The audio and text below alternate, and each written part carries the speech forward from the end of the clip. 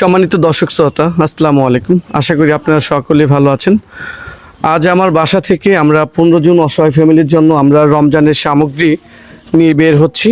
আর 15টি পরিবার পাবে আমাদের পুরান শ্রীবদ্ধিতে যে অসহায় যে ফ্যামিলিগুলো আছে, যারা নিত্য প্রয়োজনীয় বাজারগুলো রমজানে এখনও করতে পারেনি।